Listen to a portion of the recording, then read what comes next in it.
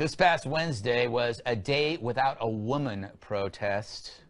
The organizers of the event gave people 3 options on how to celebrate. First, take the day off, because nothing says progress like sitting home alone in your bed eating fudge. Second, don't shop at businesses owned by men. Translation, support anyone but men. The men, by the way, who make up 95% of liquid waste treatment operators that allow you to flush whatever you flush on your precious day off after you eat all that fudge. And third, wear red. I guess they ran out of creative things. Anyway, so how'd the day go for the protesters? Well, they were arrested for blocking traffic outside a Trump International Hotel because blocking roadways shows them what a day without women looks like. 13 women were arrested in New York alone and were released with an unspecified court date. That's my favorite, court date. One woman who didn't get arrested was our own Katherine Timpf, which is a shame.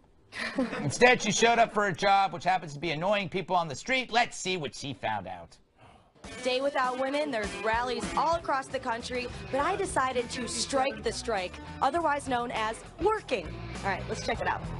I'm working because I can't take a day off because I just know no man could just crank out these hot takes that I'm just cranking out all day long. I'm sorry, what? Hot takes. I'm like a hot take machine, just cranking them out all day long like no one else. That's great. Congratulations. I'm glad that you are doing your job. Very hot takes. Very hot takes. Too hot, she couldn't take them. It happens all the time. And what about the not shopping part? Are you participating in that also? I haven't bought anything yet today. And I'm also not selling anything today either. Is it okay if I buy stuff as long as I throw it at a man? No. Oh, I guess I'm doing it wrong. I am a Trump supporter, but I feel kind of sad being here because I really want to bond with these women, but I don't feel like they would want to bond with me. I think the best thing to do for women would be to invent a baby that's uncrappable. That sounds like that's an amazing idea. We've got Uncrustables already. I think we can just use that technology. Uncrappables. Yeah, I'm trying to help women. That's a great idea. I would love Uncrappables. I saw on the site that it said that you're like striking for people because there's people in vulnerable communities that can't strike for themselves. No, this is total white privilege right now to be able to be out striking right now. I feel like that too. I feel like that too because saying you're striking for someone else kind of sounds like I'm saying, hey, I'm going to have extra fun at Six Flags because you can't go to Six Flags, so I'm going to have way more fun without you. I don't think anyone would be like, thank you.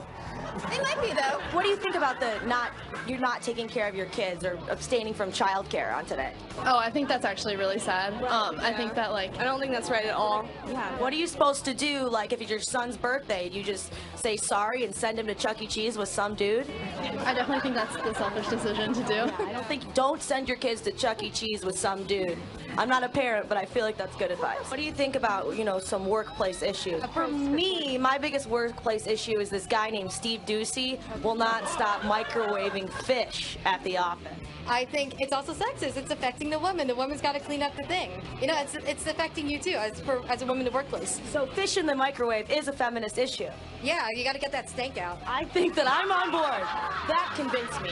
So I decided to go to the biggest offender where every day is a day without women. Men's Warehouse. Excuse me, sir. Are you aware that you're contributing to an oppressive patriarchal society? No. Don't man-interrupt me. Yeah, take your microaggressive mansplanations elsewhere.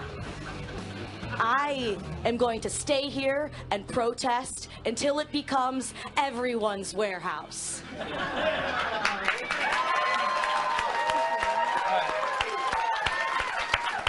Nice work there. Thank you. Did you make any friends?